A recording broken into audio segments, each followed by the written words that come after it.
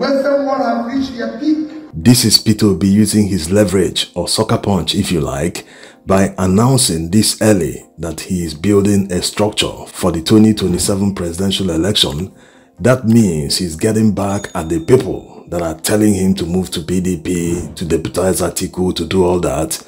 They are all trying to undermine his nationwide support. He has done it before. He was able to garner the allocated 6 million votes. No one has ever done it in Nigeria's history. Besides, he revealed he scored 10 million votes. You will hear all that in the speech he made while addressing Obedience and other Nigerians on an X Space. This is Peter Obi basically saying, hey, I'm still a beautiful bride. I did it in 2023. I will do it again in 2027. By the time he finishes assembling his structure, many parties will be begging him to come and run under their party. Many people right now want to join the moving train. They want to run under any party he belongs to. They want to take advantage, like the people who are in the National Assembly and others that won elections in 2023, that rode on his platform. Because of his good name, they were voted into power. Many people want to repeat the same thing in 2027. So it's nice that he's starting early by building the structure, by making it clear to especially the Labour Party leaders, if you don't put your house in order, after all, I made you what you are. No one knew Labour Party before. It was because I ran under Labour Party that people voted for me. They didn't vote for him because of Labour Party. So it is left for Labour Party to put their house in order. Like Peter Obi always says, he's a due process person. He will never force people to do things that they don't want to do. He will always advise. If they refuse, he cannot force them. Yes, INEC still poses a serious problem to free and fair elections in Nigeria, but that wouldn't stop Nigerians from doing things that are within their power. Amending electoral laws to guarantee free and fair elections are necessary, but Nigerians can only demand for it. Federal lawmakers are responsible for amending the laws. Unfortunately, majority of them are of the APC. Are they going to amend the laws that will guarantee that they will never return to power? So like Peter Obi said in the speech, there's no other way of doing this. This is for people who always say, I'm tired of everything, politics in Nigeria, that they are giving up. If you give up, that means they have won, because all the frustration and obstacles are engineered to make you give up. Once you give up, they have won. They will say, we achieved our aim. So we have to keep fighting. Where we are now, it is time to start talking on that structural issue, which we still want to do gradually. Because we now believe that we now have people who believe in this new Nigeria we're preaching, people who are ready to sacrifice for it, people who are ready to wait for it. We have now a reasonable number to start talking about it. So now is the time for a strong socio-political structure across the country, across the 30 states, one that includes not just hardcore obedience, but also over 6 to 10 million. Because I know while they said we got 6 million votes, I know we got up to 10 million. So all those who supported us, all those who voted for us, and millions of Nigerians who are now experiencing the outcome of board governance in the last couple of years, we need to engage them to join this movement. We will begin with a series of consultation in the coming days and weeks for birth of this structure of millions, several millions of Nigerians who are tired of status quo and want a birth of new Nigeria. In building this structure, we're going to be totally inclusive and democratic. The process will be transparent. We will consult with so many stakeholders as possible. We want the structure to be citizen-led. So it will be demand-led, not supply-led. Because people have always said to me, why don't you appoint this one? Why don't you do this? I say, no. We're a family. This family will come out with their own structure that they will all believe in and will all monitor and see the listening. So in it, we've nominated a number of people. I've looked at a number of people, most of you who are in this space, like Madam Bolanle, Madam Aisha, Tomo, Anelo, Favor, Dam, and others. and others that will join for us to start the consultation that is required. It's not going to be all of us that are doing a sacrificing for it. Getting people like Dr. Tanko, who is running around all over the place, and so many others, to join us in trying to build this structure that is required. The people local, the people overseas, and all that. Yesterday I was talking to Maazi and Elomba and everything, telling them this is where we want to go. And this is what we want to do in order to start building the required structure. Because people have always talked about structure. I say, wait. You will see that as we go by. But I'm not deterred because I listened to the National Democratic Institute lecture. I mentioned it to people. It was wonderful that they talked about opposition and people losing the election. Former Prime Minister of Denmark, I think he's the foreign minister now, he's been Prime Minister 2 times, talked about what happens when you lose the election. What happens to the party? What happens to the people?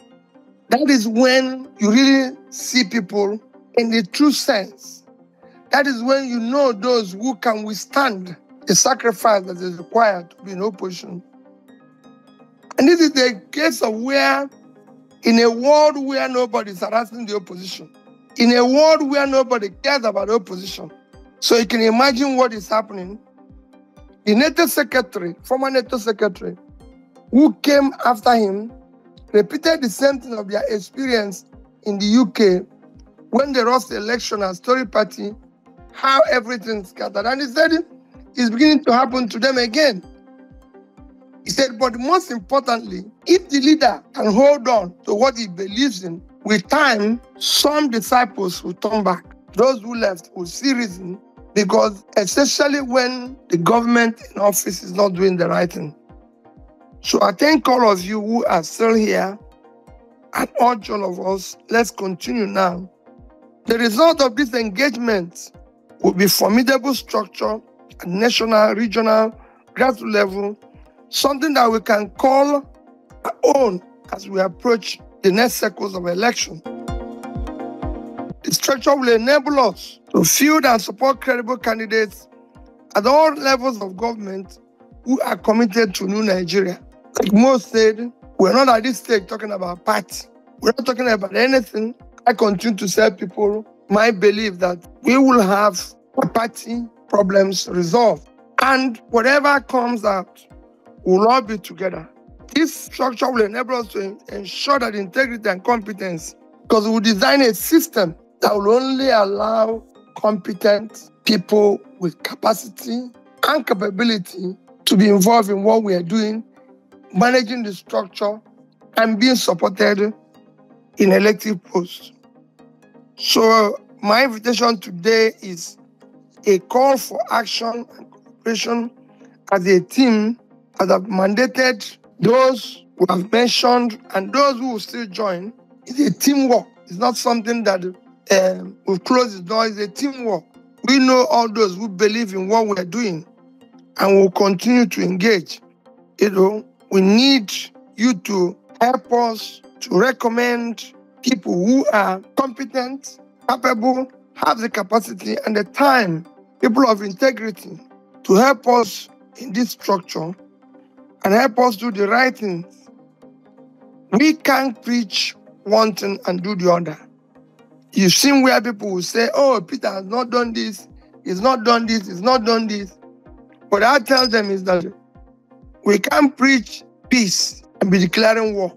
We cannot say we want to obey the law. Somebody today called me and said, oh, you sent out a tweet about somebody who is being harassed. Am I aware that he's putting out fake news? And I said to him, that is why we have law courts. When somebody accused me of fomenting problem, trying to lead a protest, which I didn't know about, I didn't call him names. I sought the rule of law, which I'm going to pursue in earnest. That's the way societies are built.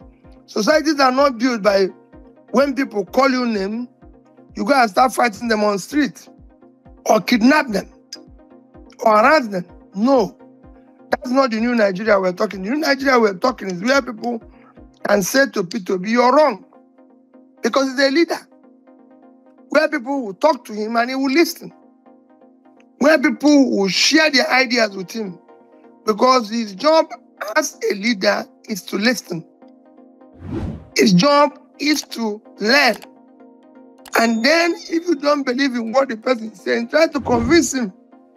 And when they have a better idea, please accept it and implement it. And that is why I like listening. After this introduction, the only thing I can do is to sit down, learn, take notes from you, and that's what I intend to do now.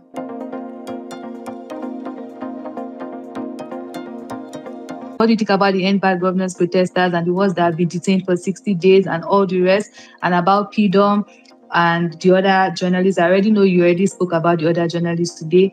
And lastly, what do you think about the future protest October? What do you think about all the protests, and what do you think can be done? What do you think is the right approach to tackle this particular government in power because of all the bad news we've been hearing from them and how they're not doing the right thing in office? So thank you. Those are my questions.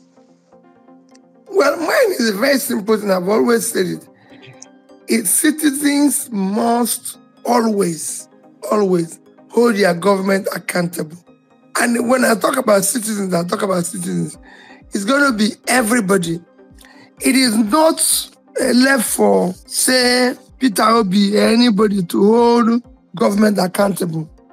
I'm doing my own as much as I can. And I'm sure that no other opposition is doing what I'm doing in terms of being engaged, moving around and everything. That is why even when people say, oh, maybe he's this or he's this, I laugh because those who are saying it have invited at least 6 and say, I want you to go from where to here to me. More will recall when somebody said something and I said, we are going to Osun State tomorrow and I want you to join me. He said, when are we leaving? I said, we are leaving Lagos 4:35 a.m. He said, no, why don't we stay up to 10?